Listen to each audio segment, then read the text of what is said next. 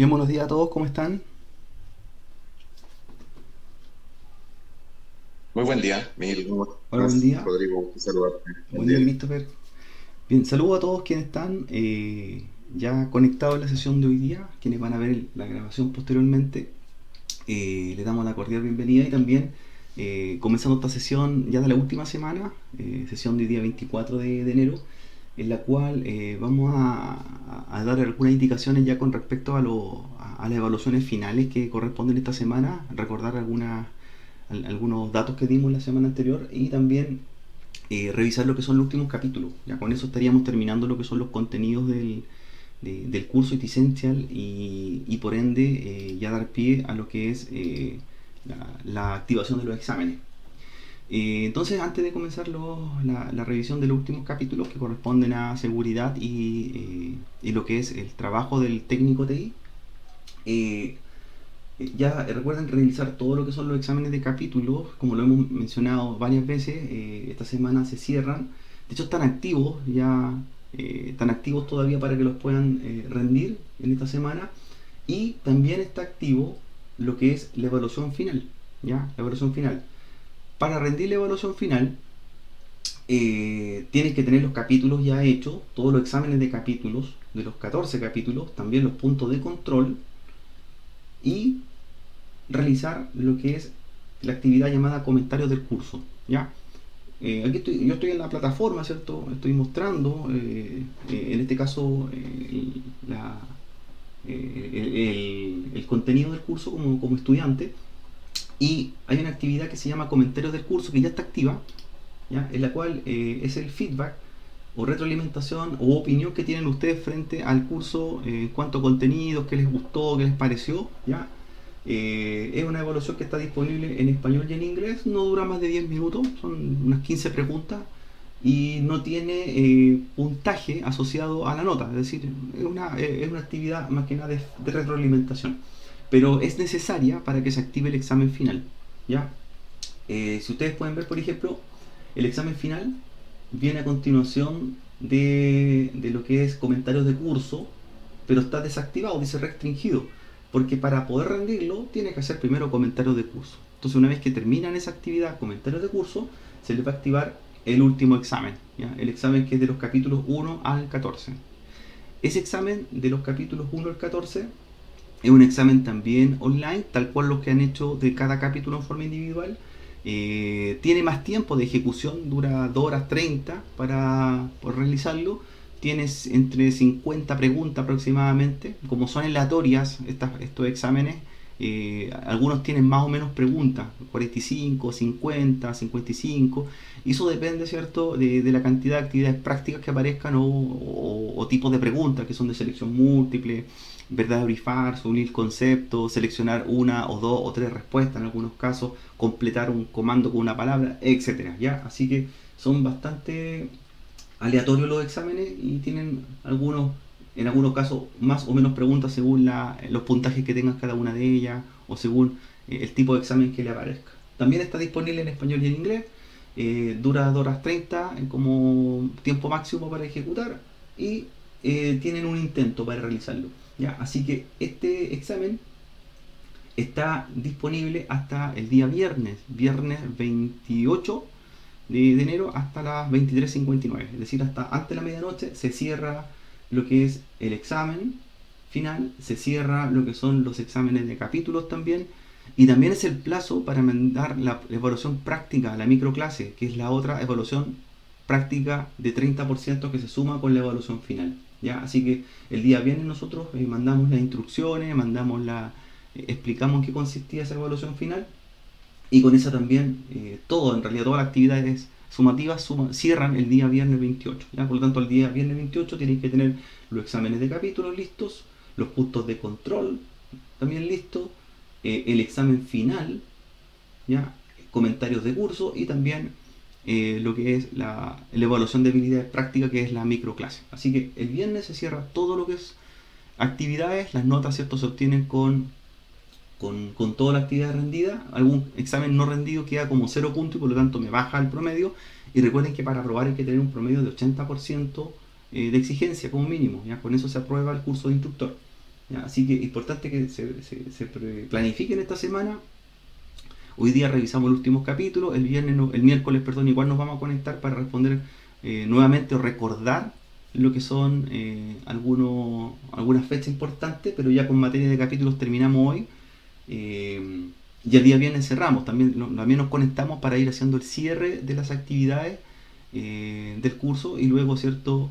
El día lunes 31 estaríamos viendo ya la entrega final de notas, cierre de curso, entrega certificado y todo lo que corresponda a lo que es la finalización del curso de IT Essentials de instructores. ¿Ya? Así que este viernes 28 se acaban todas las evaluaciones, prácticas, las teóricas, los exámenes de capítulo, se sacan los promedios, se revisan los videos, se revisan según las pautas entregadas y el lunes tendrían los resultados de aprobación o reprobación, ¿cierto? del curso de instructor. Así que esta semana, éxito, ánimo, pónganse al día con todo lo necesario. Esta es la última semana ya de actividades.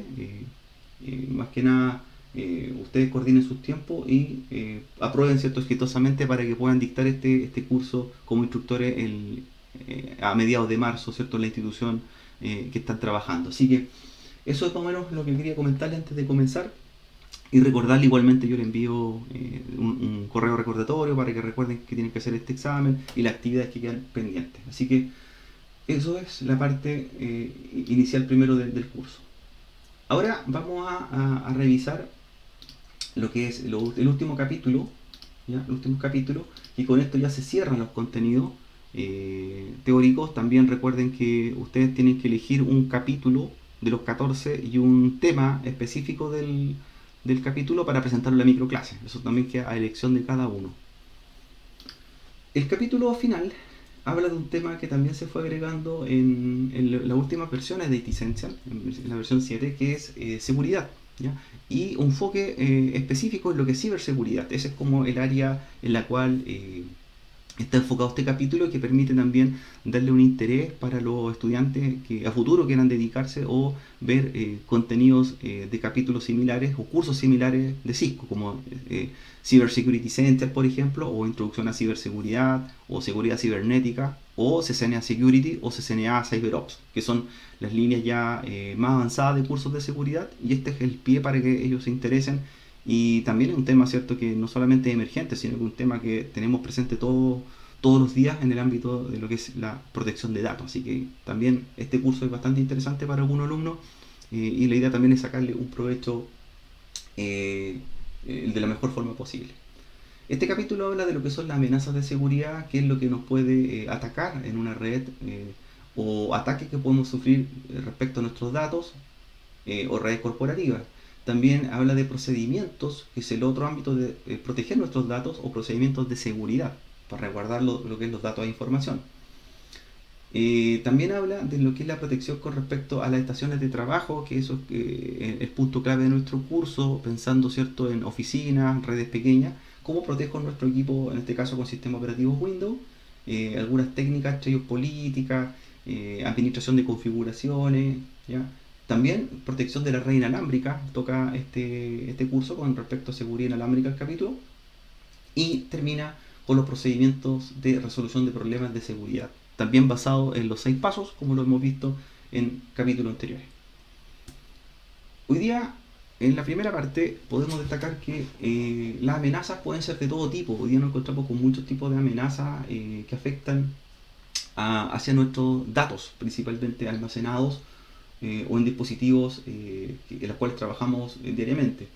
Existen muchos tipos de amenazas, entre ellas aparece mencionado el malware, que en realidad es un código fuente, podríamos decir, ¿cierto?, que es un microprograma que lo que hace es trabajar o hacer infecciones en la máquina, en nuestro PC, y hacerlo funcionar de una manera indebida, o también eliminar archivos almacenados, dañar nuestros discos duros.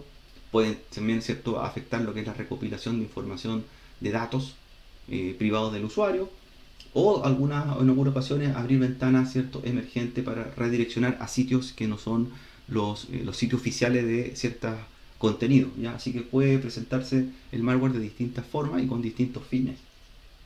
El origen del malware también puede aparecer de distintas fuentes. El malware puede ser, ¿cierto?, porque un usuario entró a un sitio web que está infectado, puede descargar un programa gratuito y ese programa gratuito viene también con algún troyano que afecta a nuestro equipo, se descarga, ¿cierto?, en segundo plano. Nuestro equipo puede ser infectado por otro equipo de la red, por ejemplo, también una forma de infección, por abrir correos electrónicos, ¿cierto?, no oficiales, abrir correos electrónicos de dudosa procedencia, por no tener actualizado el antivirus, porque nuestro navegador no tenga los parches de seguridad adecuados, por intercambiar archivos con dispositivos compartidos en la red o con dispositivos externos, etcétera. O sea, nosotros podemos tener muchas formas que son los focos de contagio del malware, ¿ya? Es decir, no es un solo objetivo, un solo target que se infecta a través de la red o de un sitio web, sino que puede ser de diversas índoles. Dentro de las clasificaciones de malware tenemos varios tipos, entre ellos, ¿cierto?, uno de las clasificaciones más antiguas, más recurrentes, que viene, ¿cierto?, afectando lo que son los sistemas informáticos y que son los caballos de Troya, ¿ya? Los troyanos. Los troyanos son un virus informático que requiere interacción humana para poder propagarse, es decir, ¿cierto?, alguna acción que yo hice incorrecta, como descargar algún archivo o abrir algún documento, y eso efectúa lo que es el proceso de infección. Un troyano es un código fuente programado en algún lenguaje de programación, ¿cierto?, que lo que hace, ¿cierto?, se abre en mi equipo, viene asociado a otro programa y empieza a poner en riesgo los dispositivos de mi red, ¿ya? En realidad, ¿cierto?, como mencionan ahí, el troyano es un programa que trae dentro de ellos código malicioso y es el que nos afecta rápidamente, y las formas en las cuales llega puede ser desde programas gratuitos, juegos en línea o descarga de sitios no correctos.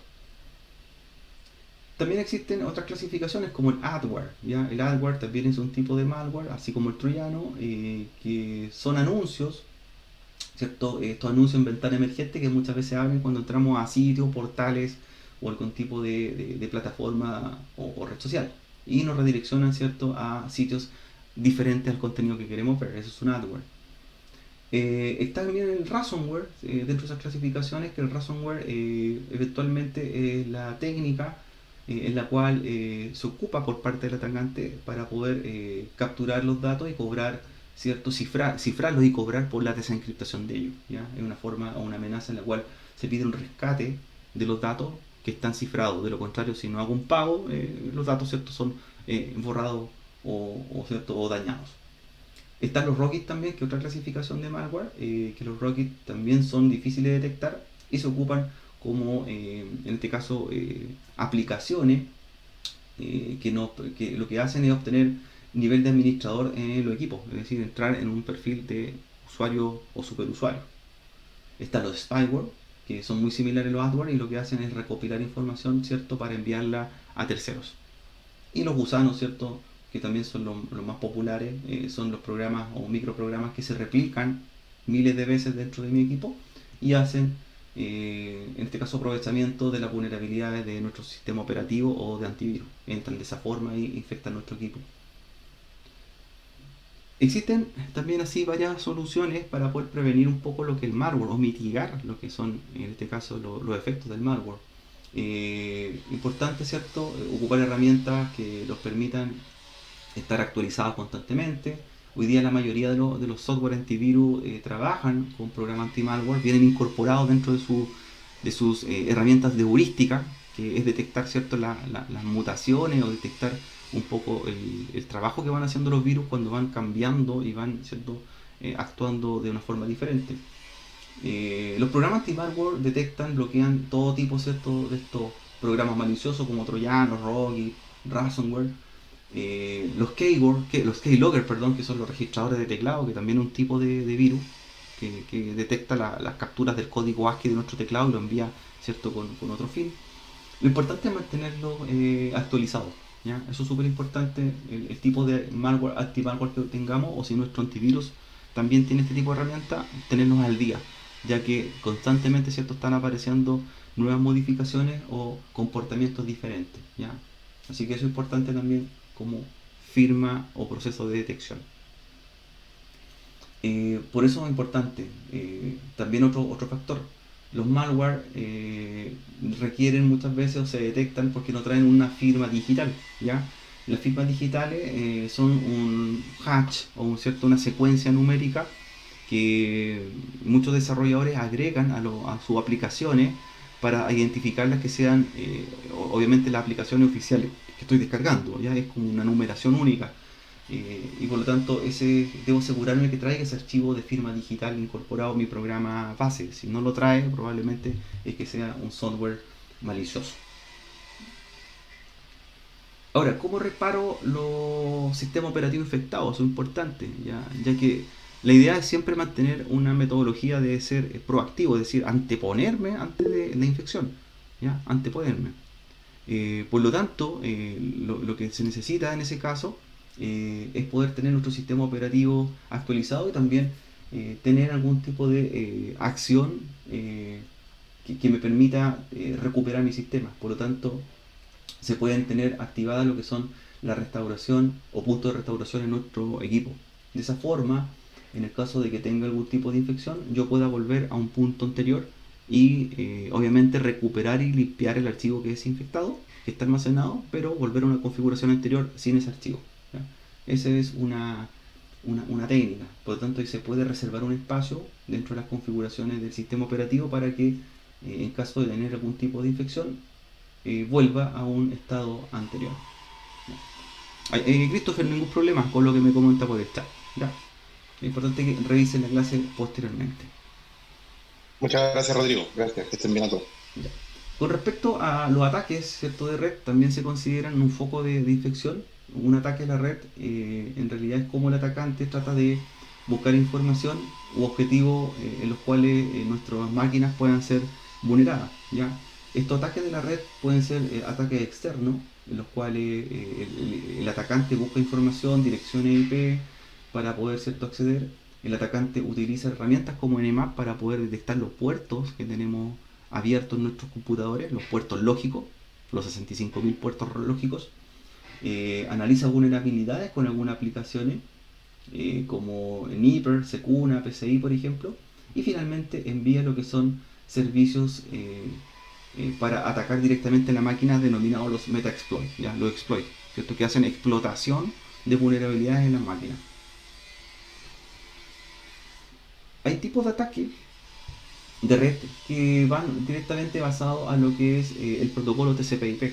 ¿Ya? Está primero la denegación de servicio o negación de servicio, el DOS, el Denial of Service, que lo que en teoría es un ataque en el cual me inundan con ping, ¿cierto?, con carga de tráfico, o para poder, ¿cierto?, evitar de que mi sistema pueda contestarle a otros usuarios. Es decir, me mandan una cantidad de miles de millones de ping y cada ping, ¿cierto?, lleva una carga de paquete y por lo tanto mi máquina satura lo que es su tarjeta de red. ¿Ya? Esa negación de servicio es un ataque manual, por lo tanto el atacante lo está haciendo, ¿cierto?, directamente hacia el equipo que quiere llegar, en un servidor de una empresa, un router o algún dispositivo.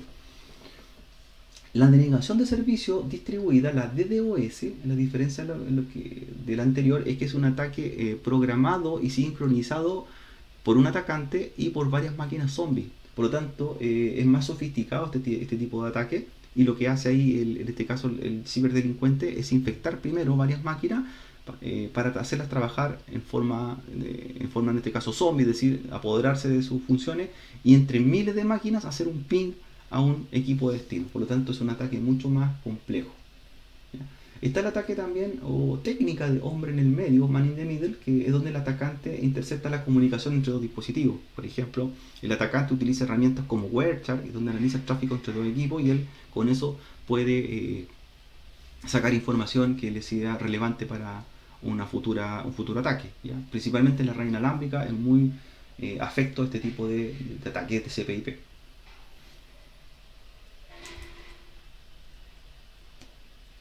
Tenemos también el phishing, suplantación de identidad, como mencionamos por acá, que también se considera un tipo de ataque, en realidad hacer un engaño para poder hacer caer a los usuarios y finalmente aprovecharse de ese tipo de los recursos que tenga disponibles. Dentro de los ataques de red también tenemos lo denominado el Zero Days. ¿Ya? El Zero Days es el término que se describe como el término que se identifica una amenaza desde el día cero. Desde ahí comenzó, por ejemplo, la amenaza. Esto igual que la propagación de un virus humano. Por ejemplo, yo me puedo infectar con COVID e inmediatamente no tengo los síntomas. ¿Ya? Y los síntomas los puedo empezar a percibir después, a los días. Entonces, el día cero es el día que se detecta el síntoma o se detecta la amenaza. Por lo tanto, este ataque ya viene de días anteriores. Y desde el día cero comienza, ¿cierto?, a afectar este tipo de ataque, independientemente del que sea. Ese también es el día en que los proveedores descubren las vulnerabilidades desconocidas, es decir, los fabricantes de software, fabricantes de sistema operativo o de antivirus descubren este ataque y empiezan a generar unas herramientas para poder mitigarlo. ¿Ya? Eso se denomina el día cero, desde el día inicial. Y también se describe la hora cero como el momento exacto donde se detecta la vulnerabilidad. O sea, fue detectado este día 24 de enero a las 10 de la mañana, por ejemplo. La idea es que el tiempo posible entre de que fue el día cero de detectar la vulnerabilidad y la solución para encontrar un parche sea el más reducido posible. ¿Ya? Entre más días pasan para dar la solución, más difícil se hace la mitigación de un ataque. ¿Ya? Por ejemplo, ahí en esa línea de vida indicamos que la vulnerabilidad fue detectada el 14 del 9 de 2020 a las 8:37 y el día 16 se encontró el primer parche lanzado para actualizar. La idea es que no pase mayor cantidad de tiempo. Entre más tiempo pasa, más difícil es. Eso se convierte en un efecto de bola de nieve. ¿Ya? Es decir, si encontré la solución a los meses después, muy difícil, ¿cierto?, va a ser detectarla porque esa vulnerabilidad va a presentar mutaciones. ¿Ya? Idealmente se recomienda que en la primera semana debe ser ya lanzada el primer parche de actualización o lo antes posible para evitar esas problemáticas. No existe una sola forma para nosotros de proteger las redes. O sea, hay cientos de técnicas y principalmente enfocarnos en el trabajo con las personas, capacitar y evangelizar un poco lo que es la ciberseguridad en nuestra organización y usuarios de la red. ¿Ya? Por lo tanto, no solamente tenemos que tener una combinación de dispositivos y servicios de red que trabajen en conjunto para prevenir ataques, sino también proteger los dispositivos en forma completa, es decir, los routers, los switches y todos los dispositivos intermediarios que estén expuestos en nuestra red.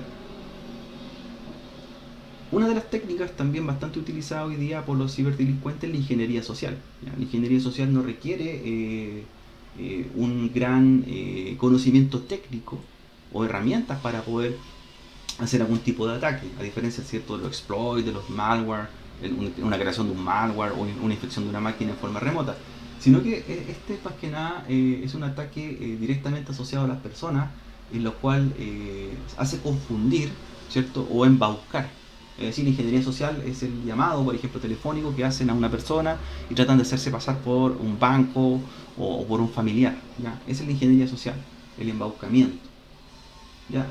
Se apoya mucho en la confianza, porque por naturaleza humana somos confiados y creemos, ¿cierto?, que estamos frente a una persona que fidedignamente pertenece a una organización.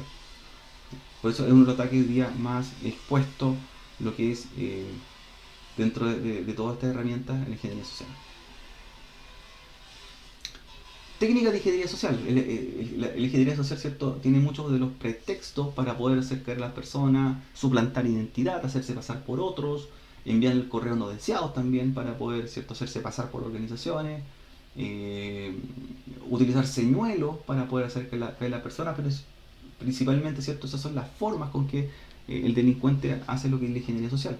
¿Ya? Incluso hay técnicas en las cuales hurgan la basura. ¿Ya? Es importante lo que botamos a la basura. Si estamos botando documentos, por ejemplo, de pago, muchas veces las personas botan la boleta de la luz impresa y la botan al tarro de la basura. Y ahí va mi root, va mi dirección, va información del usuario, nombre completo, root, dirección. Y eso lo podría ocupar un ciberdelincuente, hurgar en la basura y tener datos personales. ¿Ya? Importante. O espiar por el hombro, es decir, las personas que están, ¿cierto?, al lado de otras empezar a mirar la pantalla del equipo. ¿Ya? También hay algunas herramientas que nos permiten, ¿cierto?, hacer un bloqueo de la pantalla para poder, ¿cierto?, evitar que estén mirando por el lado de mi monitor, sino que yo mire directamente, o los teléfonos celulares igual. Por lo tanto, para protegernos contra la ingeniería social, hay varias, pues no hay una sola forma de hacerlo, hay cientos de formas y aquí se mencionan algunas. ¿Ya? no abrir correos electrónicos que no sean confiables, destruir la información confidencial, por ejemplo, física, no botar papel a la basura, que tengan datos confidenciales, no pegar stickers o estos post-its que tengan contraseña o datos en los monitores del lugar de trabajo, porque también se podría ocupar para husmear por un ciberdelincuente que está de paso.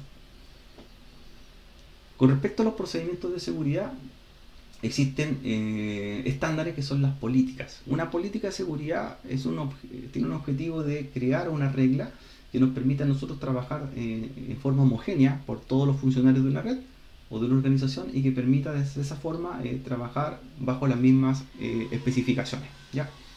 Es un documento que va teniendo modificaciones y actualizaciones con el tiempo, una política, según los cambios tecnológicos que se van teniendo. ¿Ya? Entonces las políticas nos permiten tener un marco de trabajo seguro para poder ver cuáles son las formas de actuar frente a o evitar ciertos riesgos de seguridad informática. ¿Ya? La responsabilidad de las políticas es por parte de los personal TI, de no solamente a veces crearlas, a veces implementarlas, ¿ya? O tomar políticas que ya están creadas y adaptarlas hacia nuestra red.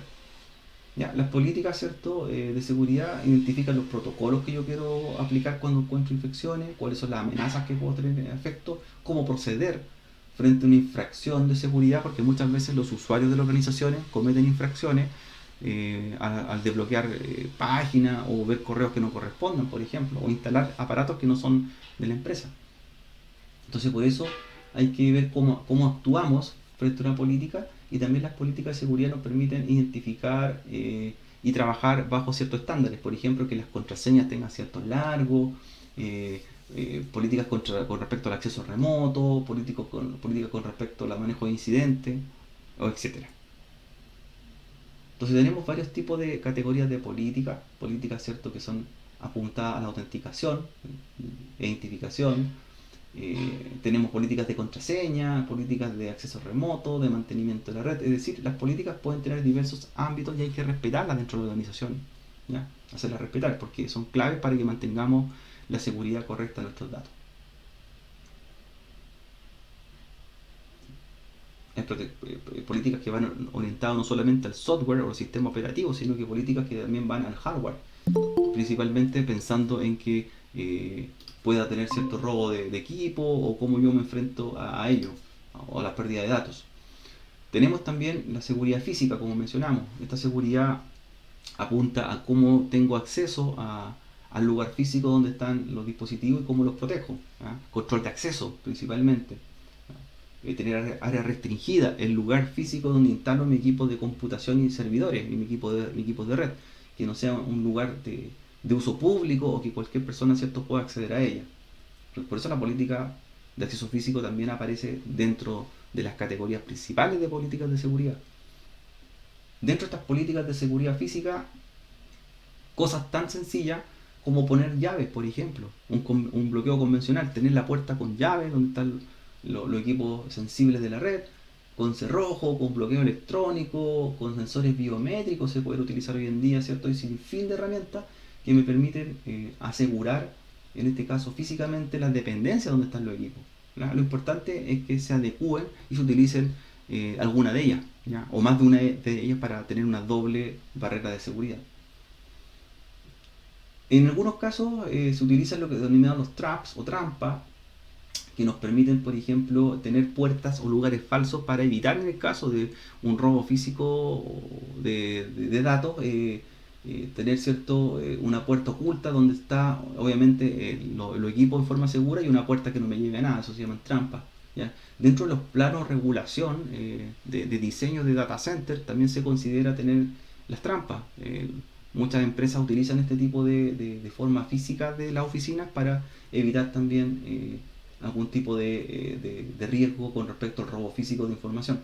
Y ahí vemos, ¿cierto?, un plano donde está la trampa, que son las puertas bloqueadas, donde tenemos acceso mediante tarjeta inteligente o acceso mediante sensores biométricos para evitar, ¿cierto?, de alguna forma el acceso indebido por terceros.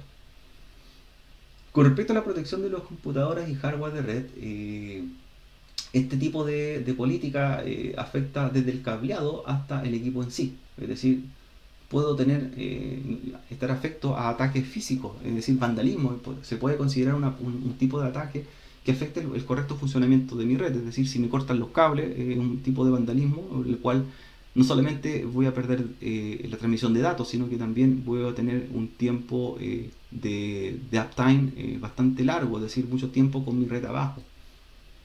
Por eso es importante, ¿cierto?, dónde colocar el cableado, si va en ducto, dentro de las paredes, para evitar, ¿cierto?, el acceso, ¿cierto?, de que cualquiera lo pudiese manipular. Ahí nuevamente ponemos algún ejemplo. Si tengo una computadora o un servidor en un lugar público, en un pasillo, obviamente va a estar expuesto a vandalismo y robo, o principalmente para que terceros, ¿cierto?, accedan a él. Entonces es importante considerar ese tipo de política. Esto es importante recalcarle a los alumnos que siempre los datos son hoy día el mayor activo de la empresa. ¿Ya? El dato lo consideramos, ¿cierto?, como un ente valioso. ¿Ya? El dato tiene un valor hoy día, incluso mucho más que el valor monetario físico, ya que con el dato puedo, ¿cierto?, tener pérdida de ventas, finanzas, datos confidenciales de los usuarios, y puedo llevarme a riesgos mucho mayores. ¿Ya? Por lo tanto, todas estas herramientas o políticas de seguridad siempre van pensando en la protección de los datos, ¿cierto?, que están almacenados dentro de los sistemas de la organización. Por eso es importante nuevamente recalcar algunas herramientas que mencionamos en sesiones anteriores, que es tener las copias de respaldo. ¿Ya? Independientemente del sistema operativo que se trabaje, utilizar copias de respaldo para hacer copias exactas y evitar de mayor forma la pérdida de datos, y en el caso de que ocurran, tener, ¿cierto?, una copia de seguridad y volver a restaurarlo para no tener, ¿cierto?, una pérdida, ¿cierto?, de mayor nivel. También los permisos de carpeta también se consideran formas de proteger los datos. Como mencionamos en algunas clases atrás, los permisos, por ejemplo Linux, mediante números octales, me permitían definir qué permiso yo le quiero dar a un directorio. ¿Ya? Lectura, escritura, ejecución, los permisos 7, 5, 4, 1. De esa forma voy viendo a qué directorio o carpeta yo le tengo permiso total para los usuarios, o cuáles tengo restringido, ¿ya? O cuáles tienen un tipo de permiso mixto, como lectura y ejecución, por ejemplo. Siempre hay que limitarse que los usuarios tengan acceso a los recursos de red. Eso se llama la política de principio de privilegios mínimos. Siempre comience con eso. ¿Ya? Nunca dé todos los privilegios, sino que comience con los menores privilegios, y si necesito algún privilegio adicional, se lo voy escalando. ¿Ya? A eso se refiere. Cifrar los archivos de carpetas, ¿ya? También una forma de protección. Lo mencionamos que los sistemas operativos hoy día Windows tienen herramientas para poder hacerlo. ¿Ya? En el cifrado, de esa forma, no prevenimos que nos roben los datos, pero sí tenemos una forma de protegerlo y que sean ilegibles por parte del atacante. ¿Ya? Al cifrar nuestros datos tenemos que utilizar algún tipo de clave para poder convertirlo en forma legible. ¿Ya? Este mismo tipo de herramienta de seguridad de cifrar los datos es lo que utilizan los delincuentes con el ransomware, que lo mencionamos hace unos minutos. ¿Ya? También cifrarme los datos, pero para cobrarme por recuperarlo. Herramientas, ¿cierto?, también ahora para proteger la unidad de disco. Si vimos que estaba EFS, que es el sistema de encriptación de archivos de Microsoft, también tenemos herramientas como BitLocker, que nos permiten, ¿cierto?, hacer lo que es la protección del volumen o unidad de almacenamiento completa. ¿Ya? Los equipos traen hoy en día un chip que se llama TPM, ¿ya? Que es un módulo que viene incorporado en el BIOS y que me permite, ¿cierto?, asociado a la placa base, hacer cifrado, certificados digitales y contraseñas de los dispositivos de almacenamiento en caso de robo. Vienen también aquí en esta clase laboratorios para que ustedes los practiquen con los alumnos sobre cómo implementar BitLocker y BitLocker to Go, es decir, cómo hago bloqueo de unidades mediante el sistema operativo Windows. Ahora, si yo quiero eliminar datos, no solamente basta con el borrado. El borrado a veces no es lo suficiente. Por lo tanto, tengo que también seguir políticas para hacer un borrado correcto. ¿Ya? En este caso, los datos no bastan con formatearlo, no es suficiente para que se eliminen. El formatear es cambiar un estado de un bit, ¿ya? Pero sigue estando quizás presente el dato y lo puedo recuperar. Por lo tanto, hay formas físicas también de ser borrado. Entre ellas, por ejemplo, el borrado mediante formateo que hablábamos recién, pero como no es suficiente, no es un borrado seguro quizás, puedo utilizar otras herramientas como de magnetizar los discos físicos, ¿ya? Aplicarle imanes para que queden dañados ilegiblemente, y también me permite hacer un borrado mucho más seguro. En el caso de los discos, ¿cierto?, que utilizan platos, los discos mecánicos. Para otros tipos de eliminación de datos, en el caso de los discos de estado sólido, los SSD, se pueden también hacer otras formas, porque quizás la desmagnetización no es eficaz, ya que no usa un proceso, ¿cierto?, de almacenamiento mediante magnetismo. Por lo tanto, quizás la forma más efectiva es triturarlo, destruirlo físicamente, el almacenamiento, quemarlo, aparece por ahí también como una técnica, ya destruirlo físicamente para evitar que ese dato pueda ser recuperado del dispositivo de almacenamiento. Incluso las impresoras por ahí se dice que contienen también almacenamiento caché y también podría ser eventualmente expuesto, ¿ya? Así que se hace destrucción de los discos duros y se hace reciclado también de los discos duros para poder sacar alguna parte importante, pero principalmente hacer lo que es la destrucción física es lo más eficiente, ¿ya? Están los formatos de bajo nivel y también los formatos de estándar o de alto nivel, en los cuales son formatos base, más lentos en un proceso, y el otro son formatos más rápidos que borran cierta cantidad de datos almacenados. Y en la parte ya, ¿cierto?, siguiente del capítulo habla sobre la protección de los equipos físicamente, las computadoras, ¿ya? Si bien nos protegemos con ataques externos, ataques TCP/IP, nos protegemos de virus, nos protegemos también nuestros datos que nos salgan de nuestra red, como en este caso la destrucción de los discos duros. Los equipos físicamente también pueden ser expuestos, ya las computadoras de una red, pueden ser robados, por ejemplo. Por eso es importante, dentro de la protección de una computadora, y menciona bloquear, en este caso, la estación de trabajo cuando no esté presente un par de minutos, ¿ya? Para evitar que alguien entre y manipule o vea mis datos, ¿ya? Un bloqueo. Y que al volver a reiniciar o entrar nuevamente, me piden un tipo de contraseña, ¿ya? Principalmente cuando las dejo en lugares públicos o abiertos. También está el bloqueo de cable, es decir, por ejemplo, físicamente yo puedo ponerle un cable de acero para evitar que se lleven físicamente el equipo. También se considera un bloqueo a la computadora. Las pantallas de privacidad que las mencionamos hace un rato atrás, cuando los atacantes mediante ingeniería social están mirando tras el hombro, ¿cierto? Con una pantalla de seguridad permito, ¿cierto?, que solamente vea en forma directa y quien está al lado no pueda ver el contenido de mi equipo. También está disponible para teléfonos celulares ese tipo de pantallas de privacidad. También se pueden proteger los equipos mediante protección del BIOS. No solamente poner una contraseña al sistema operativo, sino también al acceso. Por lo tanto, en el BIOS poner algún tipo de seguridad para evitar, ¿cierto?, que cargue el sistema operativo, o para modificar datos, en este caso, de datos que mantiene este tipo de firmware. Ya, hoy día, para el inicio de sesión de Windows, principalmente Windows 10, tiene varios tipos de formas de proteger, no solamente la contraseña, también soporta reconocimiento facial o huella digital si el equipo tiene disponible algún tipo de sensor, ¿ya? Puedo aplicarlo. Tiene un número PIN, que es un número, ¿cierto?, de identificación también previamente configurado, contraseñas de imagen, etcétera. Es decir, tiene hoy día varias herramientas que permiten aplicar niveles de seguridad cada vez más avanzados. También las cuentas, ¿cierto? Es importante que las cuentas las pueda controlar y mantener contraseñas seguras en el sistema operativo, y también agregar lo que son ciertas políticas para prevenir, en este caso, lo que es bloqueo de pantalla o inicio de sesión sin contraseña.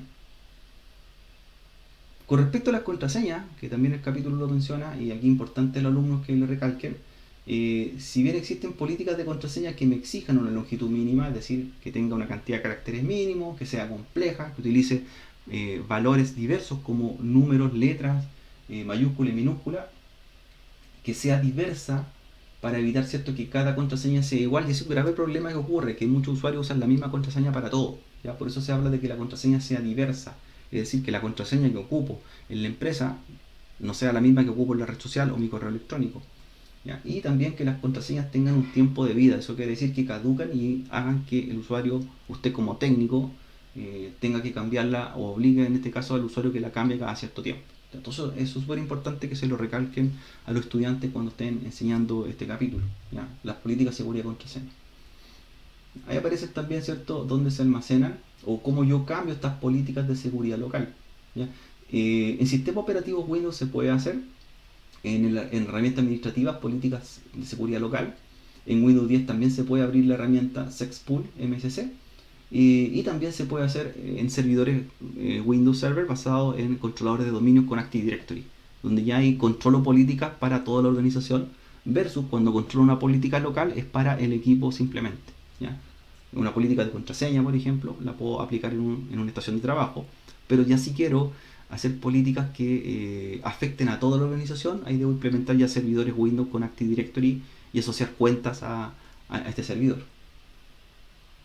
Ahí vemos, ¿cierto?, también dónde están estas políticas. Ahí, ¿cierto?, vemos también dónde están estas herramientas, Local Security Policy, y dónde se van modificando o habilitando en algunos casos. Hay políticas que ya vienen, ¿cierto?, predeterminadas, pero no vienen activas. Entonces se van habilitando y esa política entra en ejecución en el equipo. Y las políticas también las puedo exportar. En el caso de las políticas que estoy haciendo en un PC, ya las puedo exportar como un archivo INF, y la puedo, ¿cierto?, copiar y cargar en otro equipo. Por lo tanto, yo podría hacer una política en un PC y esa política la podría llevar a otro PC con el mismo sistema operativo. Y viene también un laboratorio donde van a jugar con esas políticas de seguridad locales en las máquinas virtuales con Windows 7 y Windows 10. Eso es para que lo tengan ahí con los alumnos en su clase.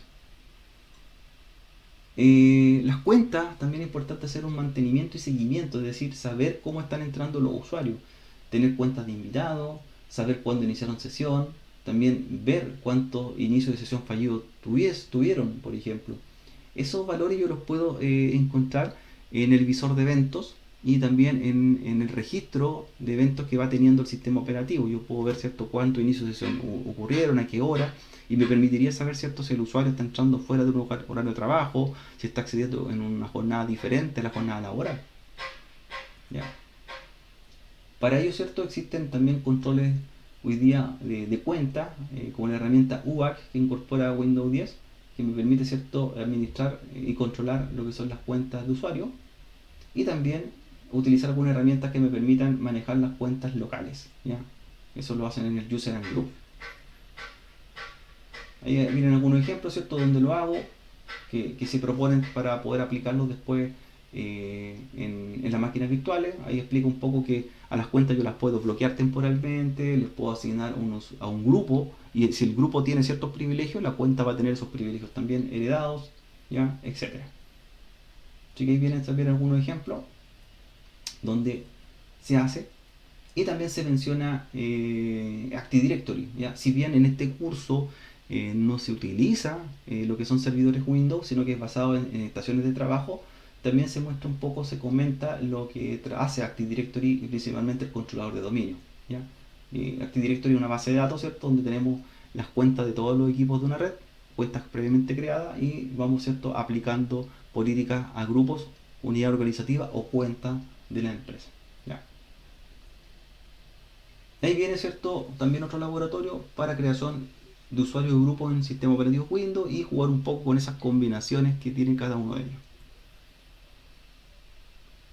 Como herramienta también de seguridad perimetral tenemos los cortafuegos, los firewalls, ¿cierto? Los cortafuegos pueden ser de dos tipos, cortafuegos de software o de hardware. Ya un firewall puede ser una máquina físicamente que cumple esa función en una red, pero también puede ser un sistema operativo que está trabajando en una máquina y que cumple esa función. Yo podría tener un router que tiene políticas de contraseña, ¿ya? Un router corporativo, por ejemplo, en el cual genero listas de acceso, las ACL, o en el caso de un sistema operativo de Linux como una IP tables.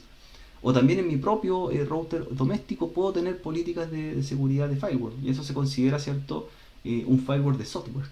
Pero también podría tener una máquina mucho más avanzada que cumple la función de cortafuegos principalmente, ¿ya?, como los equipos ASA de Cisco. Así que tenemos también firewall también basado en host, que son el propio firewall que tiene el sistema operativo. Es decir, mi equipo también, si no tengo un firewall aplicado en otro dispositivo de red, yo puedo tener mi propio firewall habilitado en el equipo en forma final, ¿ya? Es decir, habilito el firewall de Windows y con eso yo puedo aplicar políticas de seguridad.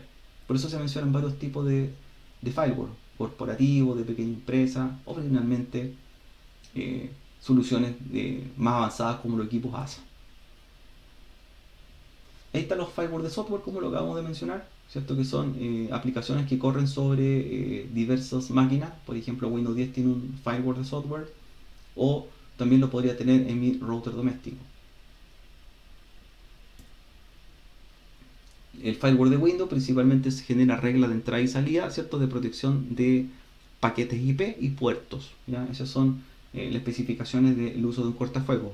Protege o deniega, según sea el caso, paquete IP, que vienen siendo políticas de capa 3 del modelo OSI, capa de red, o también políticas de capa 4, donde son los puertos TCP o UDP que yo quiero permitir o bloquear en mi organización o PC. ¿Ya? Ahí aparece, ¿cierto?, alguna explicación un poco de abrir puertos, cerrar puertos. También puedo hacer una configuración mucho más avanzada en el cortafuegos de Windows, hacer reglas, y estas reglas monitorearlas para ver, ¿cierto?, cómo están actuando, si están activas o pasivas dentro del equipo. Y viene también un laboratorio para poder ver en marcha y configurar lo que es el cortafuegos de Windows un poquito más avanzado en la red.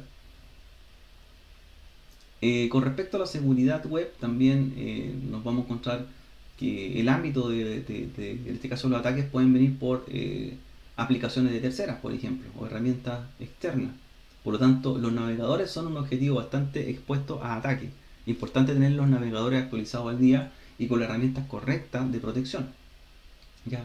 Navegación en privado, por ejemplo, que de cierta forma permite que yo ingrese a un sitio y vaya borrando el historial de navegación y también borrando los datos o cookies, que son datos, ¿cierto?, almacenados dentro de las carpetas del sistema operativo, y que se vayan borrando continuamente para que no queden, ¿cierto?, expuestas a algún tipo de ataque. También está el bloqueador de elementos emergentes, ¿cierto? Los adware muchas veces son esas pestañas emergentes que me redireccionan a sitios, ¿cierto?, que no correspondan, y también me tira a enlaces que puedan llevar información adicional de mi equipo. Por eso es importante también habilitar el bloqueador de ventana emergente. Ahí se ve el ejemplo. También está el filtro Smart Screen, que lo utiliza Microsoft, que también es un tipo de filtro de contenido que nos permita asegurar, en este caso, nuestro equipo en sí, principalmente para Microsoft Edge, para el navegador Microsoft. Los ActiX, ¿cierto?, que son algunos componentes que utilizan algunos sitios web y navegadores, que son controles que se utilizan mucho para poder aprovecharse de las vulnerabilidades que tiene y poder ejecutar, en este caso, código malicioso en los equipos. Así que también existe algún tipo de filtrado de los ActiveX, estos contenidos multimedia que pueden llegar a nuestros navegadores. Y también a los navegadores se le pueden habilitar las políticas de seguridad de restricción total, media o baja, ¿ya? Entonces eso va generando un permiso predeterminado con respecto a la navegación de mi navegador hacia páginas de terceros, ¿ya? En algunos casos, dice, para los equipos más antiguos, la ejecución automática también puede ser un dolor de cabeza. Es decir, poníamos un pendrive y se empezara a ejecutar automáticamente el contenido, ¿ya?, o una unidad de CD. Por lo tanto, también se puede deshabilitar estas funciones, como dice ahí, reproducción automática, para evitar que al poner un dispositivo este comience a ejecutarse directamente, porque podría tener, ¿cierto?, algún tipo de infección. Paquetes, ¿cierto?, y parches de seguridad constante. Ya es importante mantener actualizados los sistemas operativos para evitar, ¿cierto?, o reconocer principalmente virus, troyanos o gusanos que están mutando o cambiando con el tiempo, y tener, ¿cierto?, en este caso un parche lo más en el menor tiempo posible actualizado, no solamente en el sistema operativo, sino que en los antivirus. En el último punto ya hablamos de lo que es la configuración inalámbrica y otro tipo de ataque que afecta a nuestras redes, ¿cierto? Principalmente las redes inalámbricas son las más expuestas que las redes cableadas de fibra de cobre, ya que para cobre o fibra requiere que el atacante esté conectado físicamente en la red, esté dentro de la organización.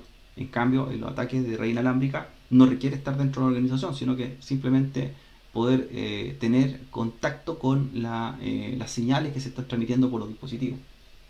Por lo tanto, existen varias tecnologías para evitar que los mensajes sean interceptados, entre ellos, ¿cierto?, el cifrado, como los hash, las codificaciones, ¿cierto?, simétricas o asimétricas, que lo que permiten hacer es tener un archivo, ¿cierto?, que tiene un valor y que el otro extremo también tiene el otro valor. Por lo tanto, quien puede ver, en este caso, la comunicación, sean quienes tienen los valores simétricos en ambos extremos. Los hash, como hablamos nosotros, son valores numéricos o cadenas numéricas que lo que hacen es hacer que se identifique un conjunto de datos con un valor único. De esa forma, ese número hace una capa de seguridad también para evitar, ¿cierto?, que el dato sea visible por terceros. Si no conozco el hash, no puedo ver el dato que viene incorporado. ¿Ya? Hay algunos tipos de hash populares y más modernos, como los SHA, que trabajan a 128, 256, 512, 1024, incluso 2048 bits, en los cuales reemplazaron completamente a los hash mucho más básicos como MD5, ¿ya?, que es bastante más antiguo y bastante inseguro hoy día en la actualidad por el nivel de complejidad. Aparecieron también otros tipos de cifrados, aparte de los hash, los cifrados simétricos con algunos tipos de estándares, por ejemplo, con el estándar AES, ¿ya?, o el 3D, que son cifrados simétricos que lo que hacen es, en este caso, mandar un mensaje que no puede ser comprendido por cualquiera. Y tenemos, ¿cierto?, también otras reglas que podríamos aplicar, principalmente la red inalámbrica. Es el nombre de la red, el SSID, el Service Identified. Ocultar el nombre de la red inalámbrica también es una forma de seguridad. De esa forma no es visible para todo el mundo, ¿ya? Es una forma sencilla de hacerlo y efectiva. Por lo tanto, si no muestro el nombre de mi red inalámbrica, debo ingresarla manualmente en el dispositivo cliente y de esa forma no está visible para todo el mundo, ¿ya? Entonces, no es tampoco una herramienta, el deshabilitar la visibilidad del nombre no es una herramienta de alta seguridad, pero sí sirve para evitar, ¿cierto?, que no puedan automáticamente verla terceros. Porque igualmente se puede interceptar el tráfico si ya busco redes que están ocultas o no se están mostrando en la red. Por eso es importante. Con respecto a los métodos de autenticación de la red inalámbrica, aparecen varios métodos, que algunos de ellos están obsoletos, y lo que hacen es aplicar claves compartidas entre dos dispositivos para poder autentificarme y poder acceder a la red inalámbrica, ¿ya? La forma más tradicional o la forma, ¿cierto?, menos segura es tener una red abierta, es decir, una red sin clave, es decir, que la red sea visible y que cualquiera pueda conectarse sin requerir ningún tipo de contraseña. Pero para ello, ¿cierto?, existen también algún tipo de tecnologías que evitan ese riesgo y me aseguran un poco lo que es el acceso a la red, siendo WEP o web uno de los más antiguos y también más vulnerables, ya que su nivel de seguridad era bastante bajo y por lo tanto se fueron creando algunos tipos de protocolos más avanzados como WPA, que significa acceso protegido por Wi-Fi, para redes, ¿cierto?, en este caso Wireless 802.11, y luego tuvo su siguiente versión, que es la WPA2, que es una versión más robusta en el caso de las contraseñas asimétricas, ¿ya? Se lanzó también el estándar WPA3 hace un par de años, en el cual también me permite tener un nivel mucho más seguro de contraseña compartida, ¿ya? Y ahí aparece algunas capturas en un router Linksys que tiene Packet Tracer. Si ustedes recuerdan esa interfaz, aparece en los ejercicios de Packet Tracer, y ahí me muestra, ¿cierto?, los niveles de seguridad que pueda tener, ¿ya?, desde WEP hasta WPA2 Enterprise, que es, ¿cierto?, la siguiente generación en el cual requiere un servidor de autenticación, a diferencia de WPA2, que las contraseñas y autenticación están en el mismo dispositivo, ¿ya? La contraseña está en el mismo router inalámbrico. En el caso de WPA2 Enterprise ya requiere tener un servidor, ¿cierto?, donde yo implemento las contraseñas y acceso en otra máquina. Algunas hoy día router traen la función que se llama WPS, que es una configuración de protección también de seguridad, y lo que hace es autentificar mediante un PIN el acceso a la red inalámbrica. También se utiliza. Con respecto a la seguridad de los equipos, también mantener el firmware actualizado de los routers inalámbricos, principalmente tenerlo al día con respecto a sus políticas de seguridad y sistema operativo, ya que me va permitiendo ir a la par con las nuevas tendencias que van apareciendo y también los nuevos tipos de ataques inalámbricos que puedan ocurrir. Por eso es importante también actualizar los routers wireless. En la seguridad inalámbrica también puedo aplicar cortafuegos los mismos routers, como hemos explicado. No solamente proteger el acceso o claves de acceso a la red, sino también el tráfico que entra o sale de la red. Es importante también eso, ¿ya? Ya que el tráfico que entra a la red puede ser vulnerable y también el que sale de la red puede llevar datos sensibles hacia el exterior.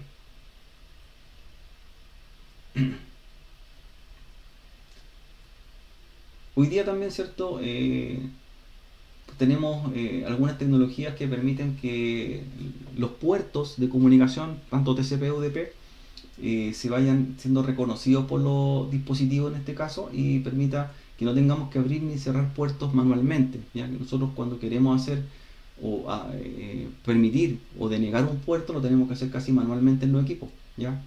Por lo tanto, si no quiero trabajar con reenvío y activación de puertos en los routers inalámbricos, puedo utilizar la tecnología UPnP o Plug and Play, que va abriendo puertos de acuerdo a las aplicaciones que están ejecutándose en la red.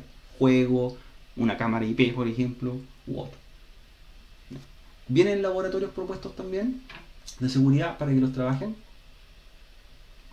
de autenticación WPA y también el filtrado de direcciones MAC para aplicar una capa de nivel más física a lo que es la seguridad de la red inalámbrica. O sea, no solamente protegernos con usuarios y contraseñas, sino también protegernos con o autentificar que físicamente una tarjeta de red asociada a un dispositivo es la que debe conectarse y no otra. El bloqueo por MAC, ¿cierto? También es una herramienta bastante robusta de seguridad aplicado en la red. Y también redirección de puertos en el caso que quiero abrir o cerrar un puerto específico de tráfico.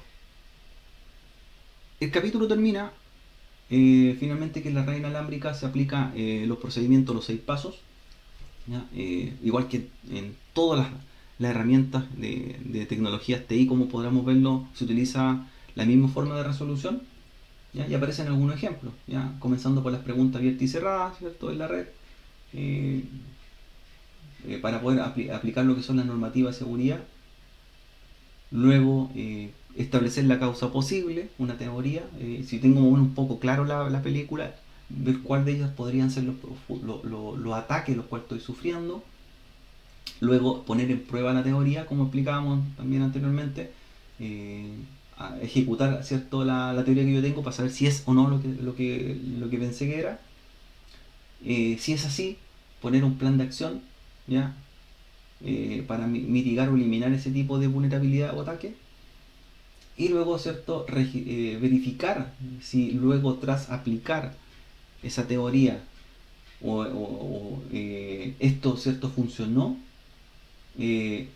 comprobarlo específicamente, que no esté vuelto a infectar, que el spyware ha desaparecido, por ejemplo, registrar los hallazgos para futuros revisiones. ¿Ya? Así que también se utiliza la metodología de los 6 pasos, vienen varios ejemplos donde me va permitiendo unir conceptos y termina con un trabajo final, el capítulo, donde busco información o documentación según una solicitud de trabajo de un cliente para detectar vulnerabilidades en su red, ¿ya? Entonces, el capítulo 13, como mencionamos, enfocado hoy día en tecnologías actuales, pensando en la protección de los datos, y no solamente en el aspecto físico de seguridad, sino también en el aspecto lógico con respecto a las redes, ¿ya? Y el último capítulo, el capítulo 14, con el cual ya cerramos el contenido del curso, ya hace enfoque a lo que es el actuar del técnico de ahí. Es un capítulo en el cual permite que el estudiante ya ponga en práctica todo lo aprendido desde la primera parte: hardware, sistemas operativos, redes, impresoras, solución de problemas, hasta terminar con la seguridad y cómo enfrentarse también a otros usuarios. Eso es un tema que es bastante común por parte de los estudiantes, que el comunicarse o poder entender las problemáticas que tiene el usuario y eso poder traspasarlo a una solución, ¿ya? Hay estudiantes que pueden ser muy técnicamente capaces de dar soluciones, pero son muy propensos a no tener una comunicación o diálogo correcto con las personas, ¿ya? Puede ocurrir eso. Entonces, este capítulo los prepara no solamente en ese aspecto, sino también en cómo éticamente tenemos que estar o actuar frente a riesgos de datos. Es decir, cómo me pongo yo como profesional cuando veo que hay riesgo de pérdida de datos o también con el mal actuar de algún usuario. Así que el capítulo 14 final primero me explica cuáles son las formas de comunicarse del profesional TI, cuáles son las habilidades blandas que hay que potenciar en los estudiantes, que ese es un perfil que muchas veces pasa con el estudiante del área informática, que es un poco retraído, ¿cierto? Si bien está en su mundo, no comunica mucho, no habla mucho en clase, ustedes se han dado cuenta, cuesta un poco sacarle ideas, ¿ya? Entonces, este capítulo le va a servir mucho para que el alumno se explaye en ese sentido y podamos un poco comprender cuáles son los intereses y también entender de mejor forma al usuario que va a tener al frente para poder darle solución a los problemas que tiene de tipo técnico. También habla este capítulo sobre los procedimientos que hay frente a los llamados SLA o acuerdos cuando los sistemas no están en uso, ¿cierto? Las caídas de sistemas, cómo actuar en frente a ellos. También al aspecto ético y legal que mencionamos nosotros, qué comportamiento es el apropiado para diferentes tipos de escenarios éticos o legales que podemos ver en la empresa. También habla el capítulo sobre el call center, cómo yo actúo frente a la recepción de solicitudes telefónicas y las responsabilidades que tienen los técnicos de distintos niveles, los técnicos de nivel 1, de nivel 2, para poder, ¿cierto?, atender un problema telefónicamente, como muchos de los call centers que hoy día reciben o tienen recepción de ticket de atención, y también cómo interactuar con los distintos tipos de clientes que podemos tener al otro lado, ¿cierto? Cómo voy tratando de entender las problemáticas y actuar o razonar de acuerdo a lo que necesiten. Y algunos comandos, ¿cierto?, básicos aparecen por ahí o script que pueden dar solución a problemas de sistemas operativos Linux. Entonces, muchas veces el poder dar soluciones a problemas técnicos quizás puede resultar fácil, la resolución de 6 pasos, cuando ya entiendo los problemas. Pero uno de los pasos más importantes dentro de la resolución de problemas es el paso 1, el cómo yo entiendo los detalles que necesita el cliente, ¿ya? ¿Cuál es entender la problemática que tiene el cliente frente a lo que debo dar solución? Por eso se menciona que hay que tener una comunicación cordial y fluida con el cliente. Podemos tener clientes de distintos tipos de niveles, podemos tener clientes que son adultos mayores y no están familiarizados en el lenguaje técnico. De ahí el estudiante, ¿cierto?, tiene que hacer o ponerse, hacer bien, en este caso ponerse en el lugar de la persona, por qué no comprende o cómo explicarle de mejor forma cuáles son los problemas que puede presentar su equipo y que me los puede explayar también de cómo se originó. El relajo, y hay clientes que son ofuscados, ciertos clientes que también tienen un conocimiento técnico que quizá lo hacen valer dentro de las preguntas que le estoy dando. ¿Ya? Vienen prácticas de laboratorio donde me hablan un poco de recopilar información o algunos talleres para recopilar información de cómo actuar frente a problemas técnicos. La habilidad, ¿cierto?, comunicativa y conducta del profesional TI, aquí se trabaja en este capítulo, es cómo yo hago un lenguaje corporal, cómo me pongo en el lugar del otro, cómo escucho el tono que tiene el cliente, para poder, ¿cierto?, hacer que me cuente de mejor forma el problema y poder entenderlo, ¿ya? Primero, debo conocer. ¿Ya? Lo primero que debo hacer es conocer. Y esa regla de conocer es que tenemos que llamar, en este caso, al cliente por el nombre, es decir, para que se sienta en un ambiente más distintivo, ¿cierto?, un ambiente un poco más relajado. De esa forma, al llamarlo por el nombre, me permite, ¿cierto?, tener una relación un poco más directa y empezar a hacer un poco más clave lo que es el problema que tiene presente. De esa forma me relaciono de uno a uno con el cliente y también me permite comprender el nivel de conocimiento que pueda tener el cliente, ¿ya? Puedo empezar a entender que el cliente no sabe, o sabe mucho, o no sabe, o sabe poco, o no tiene claro cuál es el problema, ¿ya? Por eso aquí mencionamos algunos ejemplos de las reglas que son del saber relacionar y comprender frente al cliente. Siempre escucharlo, la escucha activa, ¿ya? siempre ir recalcando de que entiendo o sí con respecto a lo que me está contando, ¿ya? Importante eso, no interrumpirlo mayormente con cortar la conversación, pero sí darle a conocer que le estamos entendiendo y estamos siendo partícipes del problema y la resolución que va a tener, ¿ya? No interrumpirlo para hacerle preguntas o afirmar algo, sino que escucharlo atentamente, dejar que termine la idea, hacer preguntas abiertas, hacer preguntas cerradas, ¿ya? Y luego que escuchamos completamente al cliente, le hacemos un resumen de lo que acaba de comentar para ver si está de acuerdo, ¿ya? Le resumimos, usted me dijo esto, estamos hablando, ¿cierto? Ya enfocando en el mismo problema. Como profesional, ¿cierto? Frente al cliente hay que mantener siempre el trato cordial, pero también hay una lista de cosas que no, la idea no es hacerlas frente al cliente al darle soporte técnico. No minimizar los problemas, así como no, su problema no importa. No es así, todos los problemas son importantes y todos los clientes quieren que le den la solución lo más rápido posible. Eh, no utilice jergas o abreviaturas, ¿cierto? Frente a lo que está conversando con el cliente. No lo haga en forma negativa, no sea negativo para todos, no se puede, como no se puede solucionar, esto está malo, esto no tiene solución. No, siempre darle positividad para indicarle que se puede dar solución, ¿ya? No discutir con los clientes, es importante. No haga comentarios que no van acorde al problema. Hablarle de política, por ejemplo, frente a un cliente no va muy de la mano con lo que estamos dando de solución, ¿ya? No divulgar experiencia con otros clientes, ¿ya? O sea, si me encontré con un cliente que me fue complicado, no en mis redes sociales publicarlo y empezar a reírme de él, ¿ya? No ofenderlo, ¿ya? Evite distraerse con el cliente cuando hablan. No, siempre que demuestre interés frente al cliente, no esté haciendo llamadas personales mientras está atendiendo al cliente. Todas esas cosas que se mencionan acá son importantes y que nosotros la hemos vivido en algún momento cuando nosotros somos el cliente que llama en este caso al servicio técnico, ¿ya? ¿Cómo queremos que nos atiendan? Queremos que nos escuchen y que le den solución a mi problema, ¿ya? Por lo tanto tenemos que ponerlo en los pantalones del otro. En el caso si esto es una llamada telefónica, hay algunos tips de cómo poner en espera la llamada de un cliente, ¿ya? Cuando estamos, ¿cierto? Tratando con él. Lo que debemos hacer y lo que no debemos hacer, por ejemplo, no tenerlo en tiempo de espera mayor a 30 minutos. Nos hemos dado cuenta que a veces llamamos al call center y estamos 30 o 40 minutos al teléfono y eso finalmente desagrada, ¿ya? O cómo transferir la llamada para pasarla a otro técnico de nivel superior, un técnico nivel 2 por ejemplo. Ahí aparecen algunos ejemplos de cómo hacerlo.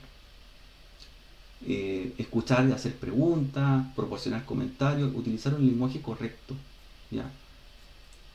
Que el cliente, ¿cierto?, pueda entender. Importante también tener documentación. No solamente nos basta con escuchar al cliente para darle solución a los problemas, sino que hay que tener documentación del hardware, del software, tener diagramas, por ejemplo, de las mismas placas madre. Importante tener los diagramas de cómo están las soldaduras. En el caso, por ejemplo, si tengo que revisar una placa madre y tener claro cómo estaba originalmente, ¿ya? Tener los manuales del fabricante. Todas esas reglas o documentaciones son importantes para nosotros y nos van a servir para poder enfrentarlo a los distintos tipos de clientes, ¿ya? Si tenemos una organización que da soporte TI, capacitar a los nuevos clientes también, los nuevos empleados que van a trabajar en la empresa. Crear políticas del departamento TI, es decir, por ejemplo, si yo soy el informático de la empresa y le doy soporte a la empresa, tener políticas que me permitan manejar de mejor forma el cómo dar solución a este tipo de operaciones y planificar de mejor forma las soluciones. Por lo tanto, hay que tener mucha documentación y eso es lo que no se hace en demasía. Documentación de los resultados, documentación, manuales de usuario para hardware y software, características del equipamiento, etc. Y que este tipo de requisitos se vayan cumpliendo también, es importante eso, ¿ya? Para tener un buen resultado no basta con dar una solución cada vez que ocurre el mismo problema, entonces debo tener ciertas políticas para que los usuarios estén al tanto de por qué ocurren estos problemas y de esa forma no pasen constantemente, ¿ya? Si bien hay cosas que se nos escapan de las manos, pero sí podemos controlar y de cierta forma educar un poco a los usuarios o clientes de una red. Para ello, ¿cierto? Cuando hay este tipo de registro, hay distintos tipos de planilla. Aquí se ve un ejemplo, que es una hoja de trabajo donde podemos tener los que son los controles de cambio para las políticas o, en este caso, cambios que van sufriendo las distintas negociaciones en la empresa, ¿ya? Para el caso de los proyectos, como qué riesgos tiene, qué resultados tiene, cuándo se hizo, etcétera. Y otro punto, ¿cómo recuperamos frente a los desastres? ¿Ya? Principalmente los desastres se entiende como el daño ya a mayor escala que pueda sufrir los datos o el equipo informático. ¿Ya? La idea es nunca llegar a desastres, la idea es siempre estar haciendo mantenimiento preventivo, tener planes o políticas de recuperación de desastre como respaldo para evitar, ¿cierto?, llegar a este tipo de complejidad. Por eso ahí se mencionan algunos pasos que debo tener en cuenta, como teléfonos y correo electrónico registrados, servicios y conectividad a internet. Por ejemplo, los datos del proveedor es importante. ¿Qué pasa si se corta la fibra óptica? ¿A quién llamo? ¿Ya? ¿Cuál es la mesa de ayuda, por ejemplo? En el caso del almacenamiento de datos de archivos, ¿dónde están guardados? ¿Cómo se llaman los respaldos? ¿Dónde están? Entonces, toda esta documentación también me sirve para poder levantar, en caso de un desastre mucho más grave, levantar en poco tiempo el funcionamiento de la red. Ahí se menciona, para tener, cierto, prevenir la inactividad y pérdida de datos, los tipos de respaldo. Si tengo respaldo en nube, las ventajas que tiene de respaldar en la nube y también las desventajas, ¿ya? Hoy día el respaldo en nube también es bastante utilizado y me permite tener en servidores externos lo que son mis datos. También puedo tener respaldos locales, servidores locales, dentro de la misma ubicación física de la empresa, ¿ya? Puedo tener algún tipo de sistemas de recuperación o restauración de archivos, ¿ya? Lo importante es que el respaldo, sea como se haga, exista, ya sea en la nube o local. ¿Qué pasa si tengo desastres críticos, por ejemplo, pérdida total de datos o de conectividad o de equipamiento? También hay etapas que nos permiten crear o implementar planes de recuperación, ¿ya? Como primera etapa, a tener estrategias para recuperar el diseño anterior de la red, es decir, cómo funcionaba antes. Tener inventarios y documentación en la etapa 2, ¿ya? Cómo está hecha la red, a dónde va, qué punto red se conecta con este, ¿cierto? Todo documentado. Verificaciones, ¿ya? Que todo funcione correctamente. Y aprobación e implementación de los puntos anteriores. Y por último, una revisión. Entonces, de esa forma, son etapas que yo voy teniendo dentro de planes de recuperación de desastres críticos. Este punto, el punto 14D, hablamos de la ética y aspectos legales que tiene que enfrentarse el técnico de TI, ¿ya? Así como nosotros respetamos un diálogo cordial a los clientes, tenemos que entender que el equipamiento del cliente es de él y no es mío. Es decir, yo no puedo tomar el PC del cliente y empezar a sacarle piezas para dejármelas para mí, ¿ya? Por lo tanto, se considera un robo o se considera pérdida o propiedad de la información o hardware de terceros. Es decir, yo no puedo estar sacándole piezas físicas o robando datos que tiene el equipo del cliente, entre ellos correo electrónico, listas de teléfono, etcétera, ¿ya? Siempre consideremos que son de privados, ¿ya? Lo mismo que la identificación, ¿ya? En los cuales podemos, ¿cierto?, ver con ellos, no empezar a publicar nombres completos, no empezar a publicar números de identificación personales o direcciones, por ejemplo, de los mismos clientes, de información personal. Identificación de información personal, también conocida como PII. Hoy día, ¿cierto?, tener la información publicada personal es bastante crítico para los fines que se van a utilizar. Lo mismo que con el caso de las tarjetas de pago, o sea, no puedo también darme éticamente incorrecto empezar a publicar información si veo que hay información de tarjetas de crédito que tiene el usuario, empezar a darla a conocer o publicarla, ¿ya? Son datos personales. Así que también hoy día se considera el dato de salud, es decir, si encuentro fichas clínicas o datos confidenciales, también se considera información que es sensible, la información llamada confidencial sobre la salud, la PHI, así como existía la PII, que era información personal como nombre, contraseña, root. Existe la PHI, que es información de pacientes, por ejemplo, y que también en una clínica tiene información personal de las personas, o sea, personal, aunque valga redundancia la palabra, personal de los usuarios, ¿ya? Tenemos el número de visitas, tenemos los root, tenemos dirección, edad, etcétera. Todo está publicado también en sistema. Y vienen, ¿cierto?, algunos laboratorios también sobre investigar un poco sobre la información PI, PHI y PCI, ¿ya?, sobre ese tipo de normativa. Consideraciones legales, aspectos legales para el técnico TI.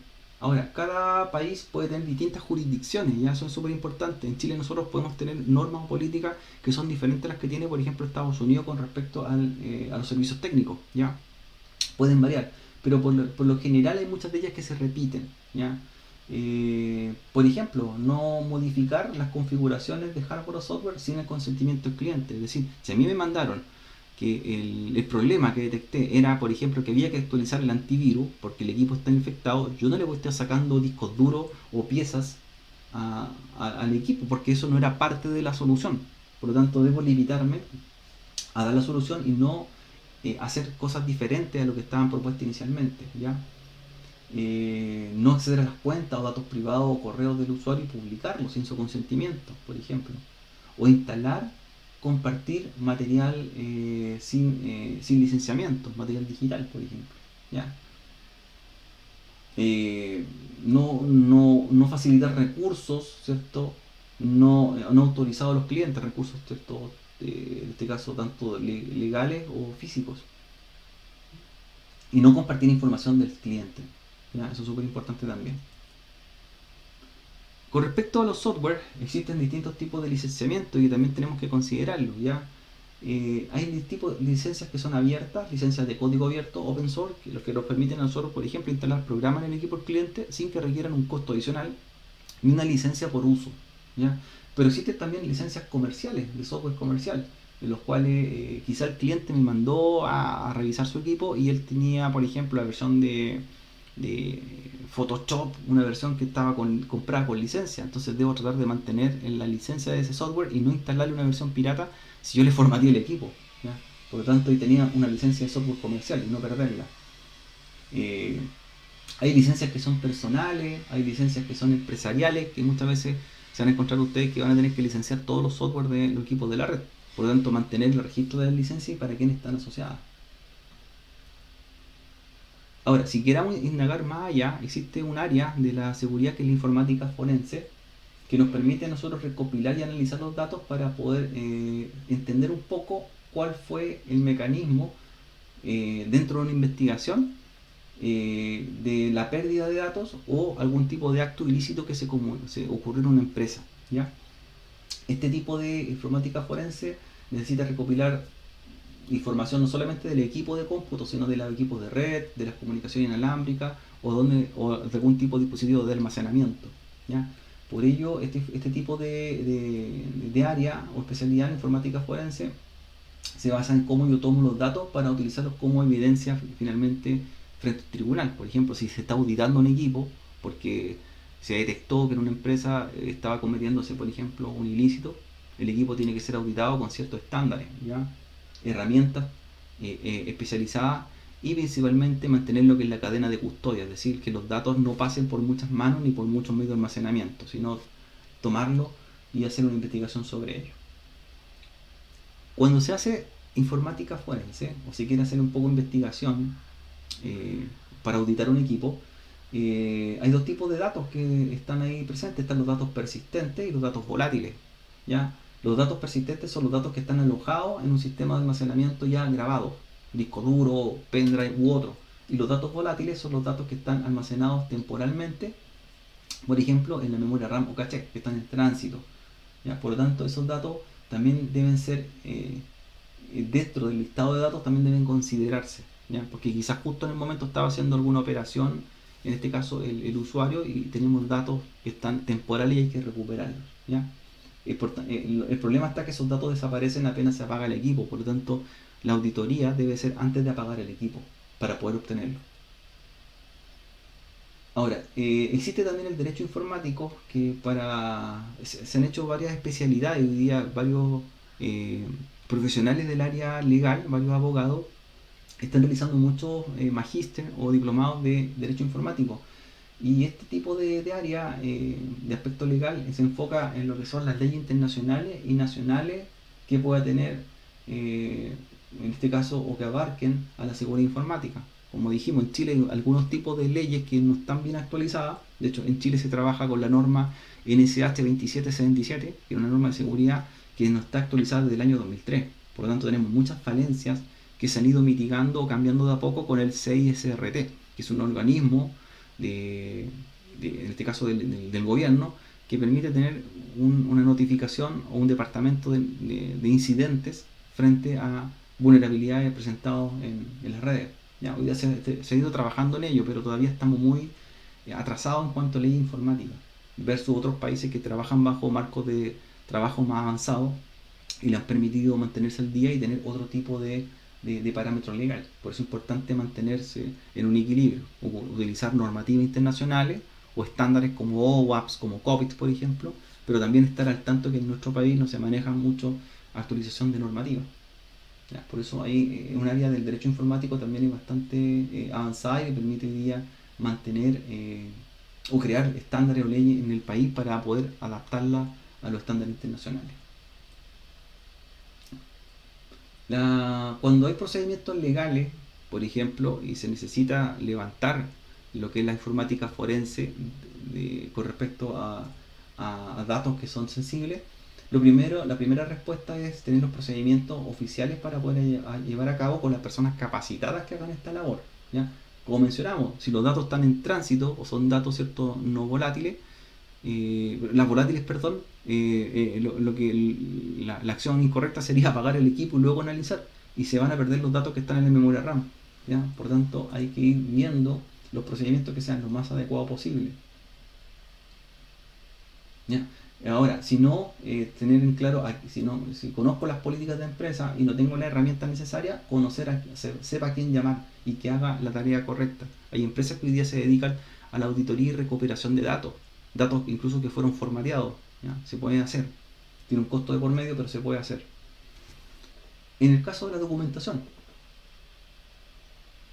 si se detecta alguna actividad ilegal y me piden auditar un equipo, no puedo comenzar a llegar y hacerlo. Primero tengo que tomar la información del equipo. ¿Ya? Por ejemplo, ¿por qué se va a hacer? ¿A qué hora y fecha? ¿Qué cosas tenía conectadas? ¿Qué conexiones de red tenía? ¿En qué lugar físico estaba instalado? ¿Ya? ¿Qué fue lo que encontré? ¿Qué fue el material ilegal? Porque quizás creo que es un material ilegal y quizás no lo es. Me estoy confundiendo. ¿Ya? ¿Y qué fue la actividad ilegal o sospechosa que se ocurrió mientras investigaba? ¿Ya? Por lo tanto, hay que documentar primero antes de ejecutar. La cadena de custodia, ¿ya? La cadena de custodia para nosotros es la primera respuesta para tomar los datos y que esta cadena de custodia no pase por muchas manos. A eso nos referimos, que los datos no se vayan traspasando por distintos sistemas de almacenamiento para poder ir modificando lo que era la auditoría inicial. ¿Ya? O sea, entre más manos pasa, más difícil se hace encontrar el problema original. ¿Ya? Porque vamos teniendo intervención. Imagínense, tengo un pendrive que encontré con información confidencial en el equipo y lo copio a un disco duro, y ese disco duro tenía otro archivo, y eso iba a aparecer otra información de metadatos, otras horas de creación, y le voy a copiar a otro disco duro. Entonces voy perdiendo la cadena de custodia. ¿Ya? La cadena de custodia, así como bien simple, es como cuando alguien habla de un rumor, ¿cierto? Si alguien le cuenta un rumor a otro, esa otra persona le cuenta otra cosa y ese rumor empieza a cambiar. Por lo tanto, la información original no es la misma que va a llegar al final. A eso se refiere la cadena de custodia. Sí, ahí Cristian, claro, menciona, están atrasados los CIRS, los CISRT. Si bien existe una organización, pero igual falta todavía a mucha actualización de protocolos o en este caso metodologías para poder dar solución a contingencias. ¿Ya? Si bien ellos se encargan de publicar cada cierto tiempo vulnerabilidades que van siendo expuestas, pero no están a la par como otros organismos que están estandarizados hoy día en el mercado americano. ¿Ya? En Estados Unidos trabaja mucho el FBI con empresas privadas. Por lo tanto, ellos se encargan de estar desarrollando material, incluso desarrollan herramientas para poder hacer auditoría, desarrollan sus propios software, desarrollan sus propias herramientas tecnológicas, incluso venden los maletines, ¿cierto?, casi listos para hacer auditoría. Un maletín que viene con herramientas para auditar discos duros, herramientas para no perder canales de custodia. De esa forma están profesionalizados. ¿Ya? Un maletín de eso cuesta 14, 15 millones de pesos de partida, entonces no es tan accesible para tenerlo, ¿cierto? Como informático y hacer auditorías por sí mismo, sino que hay que tener herramientas que son carísimas. Hay software que sus licencias son muy caras, ¿ya? Para hacer auditoría. Entonces, también, claro, pasa que no todos no tienen a veces los conocimientos técnicos también, o las capacitaciones, ¿ya? No están actualizados en cursos, no están actualizados muchas veces en temas actualizados, o normativas o certificaciones que acrediten que un experto de ciberseguridad, como por ejemplo, la Certificate Ethical Hacking, ¿ya? O certificaciones que entregan algún organismo de la industria, como OWASP, por ejemplo. Entonces, el profesional debería también estar capacitado y acreditado que pueda hacer ciertas tareas, y hoy día no pasa, ¿ya?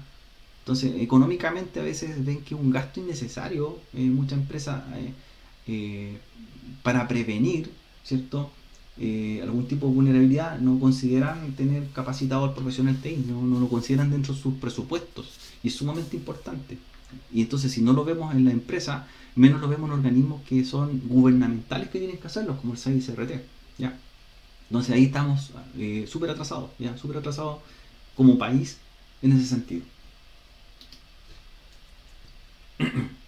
Finalmente, ya en el último punto, y también aquí, como les decía, potenciar a los alumnos en el trabajo, que muchos de ellos quizás lo van a hacer con recepción telefónica, ¿ya?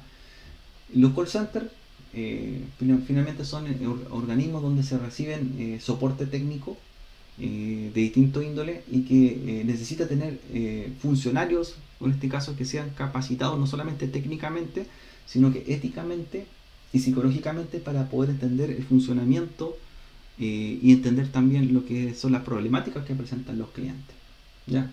Esos son los técnicos que reciben la primera llamada, denominados los técnicos de nivel 1, ¿ya? El que está al lado del teléfono y va a hacer la primera recepción de llamadas. Ahora, si el problema, ¿cierto?, se escapa del nivel que el técnico pueda resolver, ya vienen los técnicos de niveles superiores, como nivel 2, ¿ya? Y si el técnico de nivel 2 no lo puede resolver, ya viene el ingeniero especialista. ¿Ya? La idea es que el técnico de nivel 1 sea capaz de interpretar todo lo que necesita el cliente, y que el técnico de nivel 2 ya tenga la información respectiva que el técnico de nivel 1 le traspasa, ¿ya? Y no volver a preguntar, que es un problema que como uno como cliente lo puede entender. Explica toda una historia del problema técnico al técnico nivel 1, me derivan la llamada, y al técnico nivel 2 tengo que explicarle todo de nuevo, y ya fue una hora de llamado telefónico. Y eso no debería ser. El técnico de nivel 2 ya debería tener claro el contexto de por qué está llamando el cliente, y cuando le derivaron la llamada, ya, ¿cierto?, él ir a enfocarse en el problema más específico, ¿ya? Entonces ahí tenemos una problemática. Los, los soportes técnicos tienen unos acuerdos que se llaman los SLA, que son los acuerdos de nivel de servicio, que muchas empresas que prestan servicios de soporte deben cumplir esos estándares para quienes son sus clientes, ¿ya? Eso repercute en la cantidad de tiempo que tiene que estar solucionado el problema, desde que fue llamada la contingencia hasta que se le dio solución y se cerró el ticket, por ejemplo, ¿ya? Por ejemplo, en el caso de la fibra óptica, un proveedor no debería tener, por ejemplo, más de 4 horas de dar solución a un problema de conectividad por parte de un proveedor, ¿ya? Según un acuerdo de contrato. Ahora, cada hora que pasa y el servicio no está funcionando, no se está cumpliendo el SLA. Y eso puede repercutir en una multa por parte de la empresa a la empresa que presta el servicio, ya que quizás el cliente está perdiendo transacciones por no tener un servicio en funcionamiento. Ahora, hay algunos casos bien especiales en los cuales los SLA se pasan de los tiempos, o se pueden pasar de los tiempos estimados de contrato, ya que son catástrofes naturales. Eso, por ejemplo, se pudo ver para el 2010, para el 27F, ¿ya?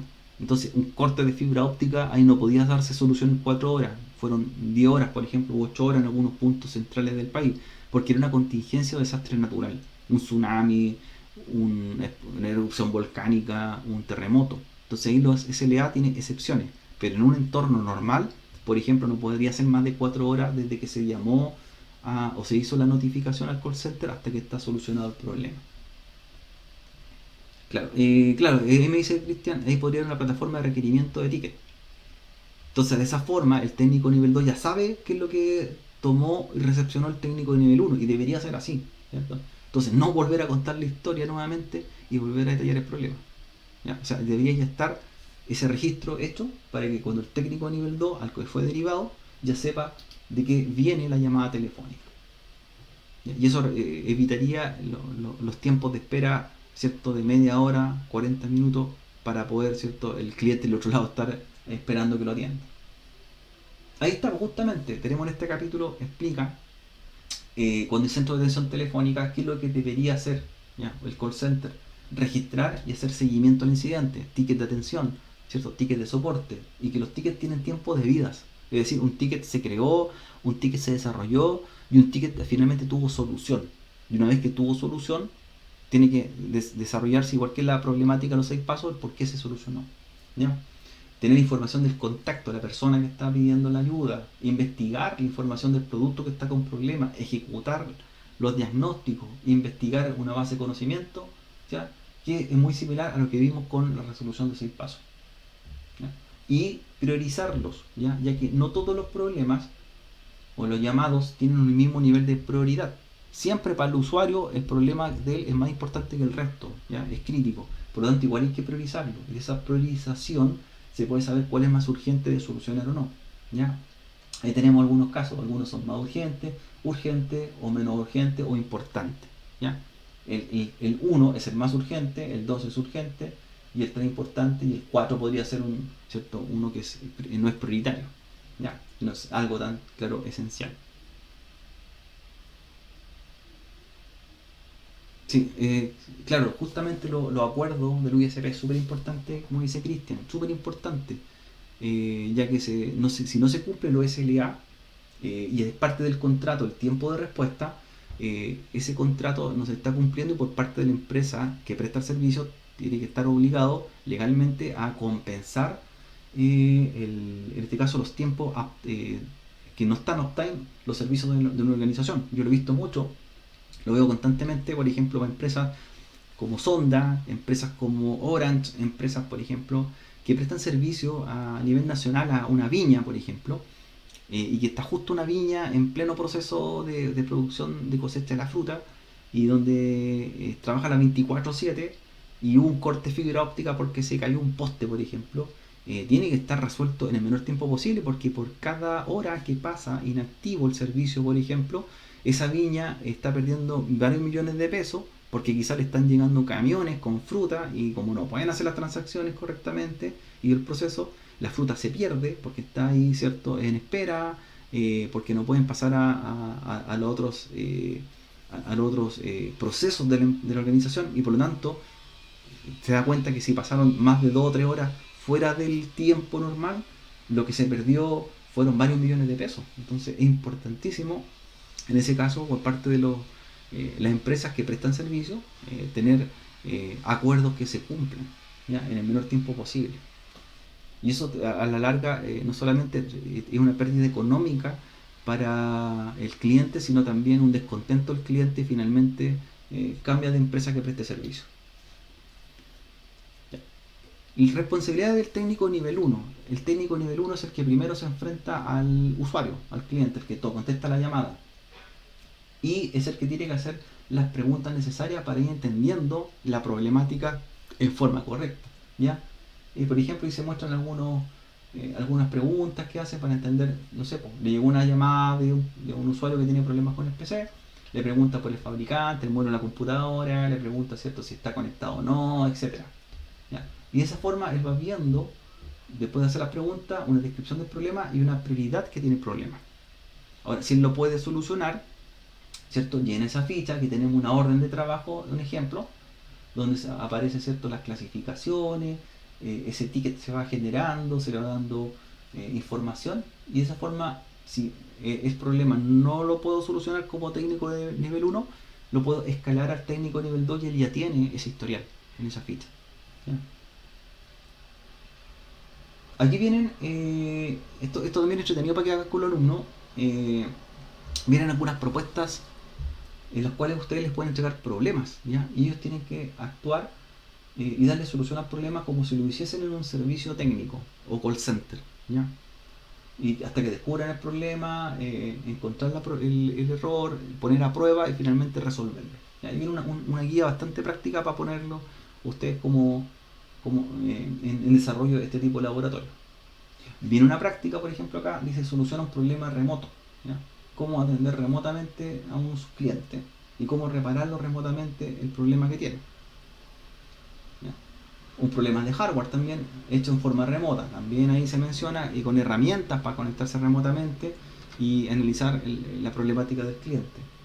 ¿Ya? De aquí en adelante son puras talleres, si se fijan. Problemas de hardware en forma remota. Son guías que vienen, ¿cierto?, para trabajar.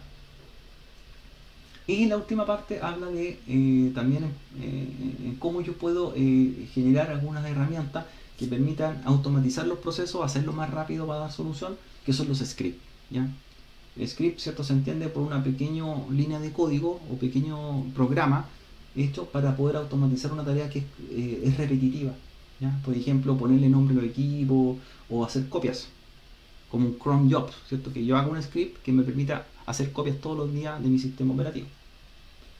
Ahí aparecen ciertos indicios de cómo se hace un script. ¿Ya? Básicamente se enseña un poco la estructura. Aquí no estamos especificando que haga un script muy avanzado, pero sí para que haga una tarea de un script tanto en Windows como un script en Bin Bash para Linux, ¿ya? Que es una tarea, ¿cierto?, que muestra el nombre del equipo en consola y esto lo guarde como archivo.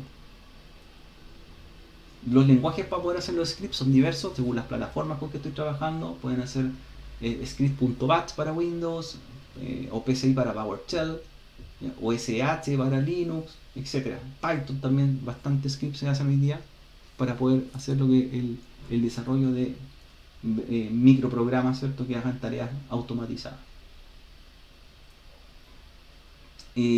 ¿Cierto?, para trabajar con el script, ahí muestran algunos ejemplos de comandos de manipulación de script en consola, comandos por ejemplo de Windows para buscar directorios, para crear carpetas, como mkdir por ejemplo, para ver fechas, para moverme dentro del directorio, y los mismos contrapartes para Linux, donde hay comandos que sí se repiten, ¿ya? Y otros comandos estos son propios de cada plataforma.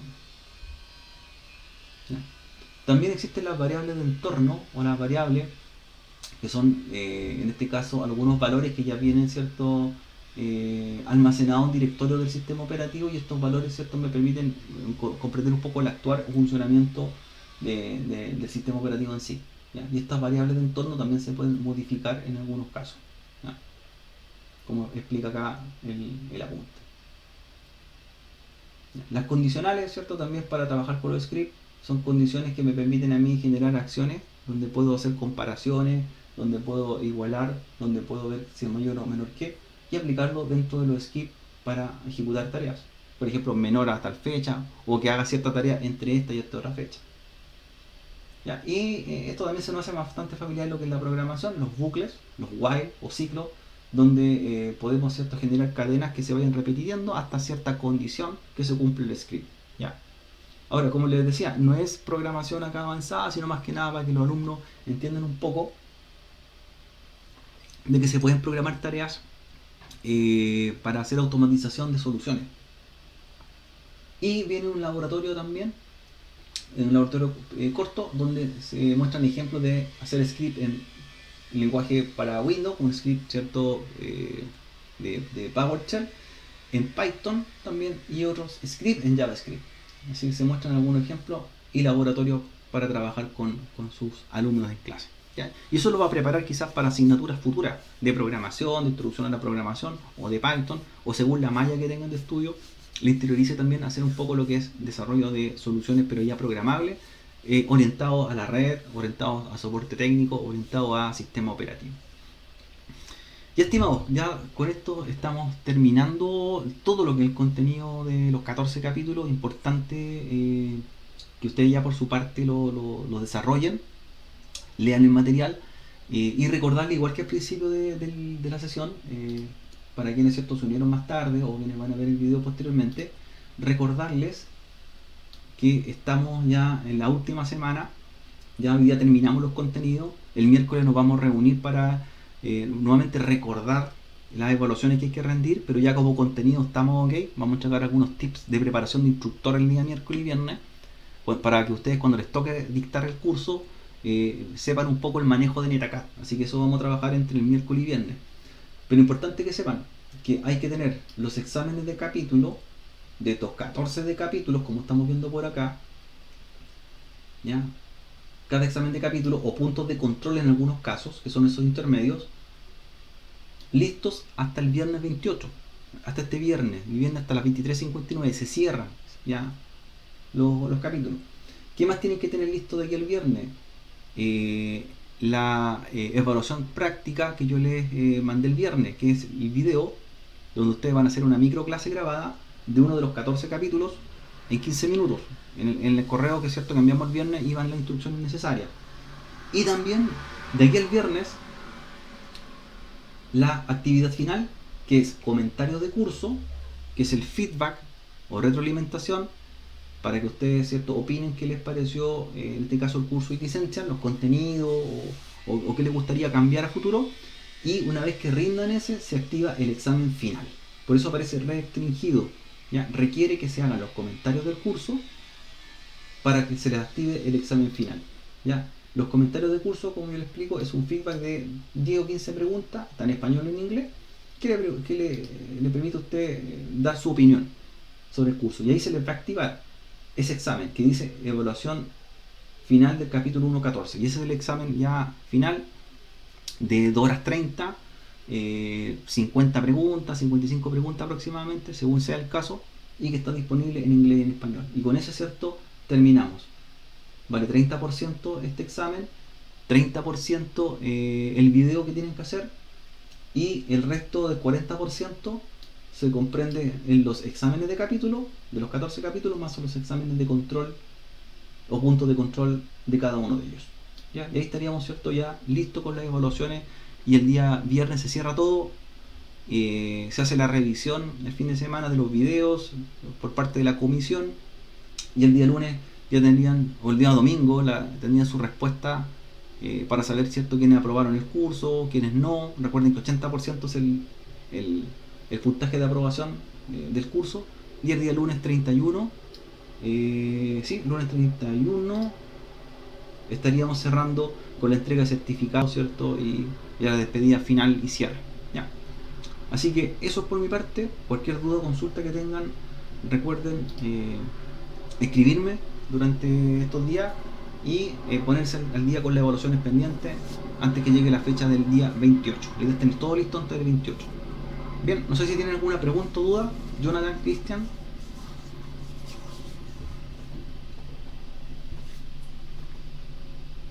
Ya. Estamos. Entonces, a ponerse al día entonces con los contenidos, el video, vayan preparando el video, recuerden la microclase, rindan el examen final. Les recomiendo que tengan todos los exámenes bien terminados de 14 capítulos y ahí rinden el examen final.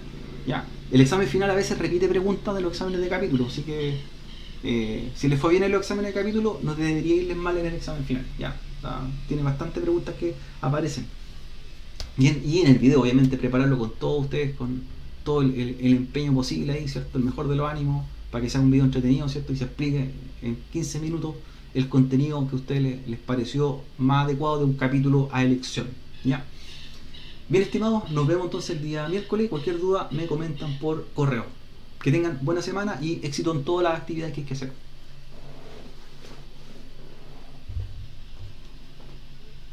Igualmente, que estén bien.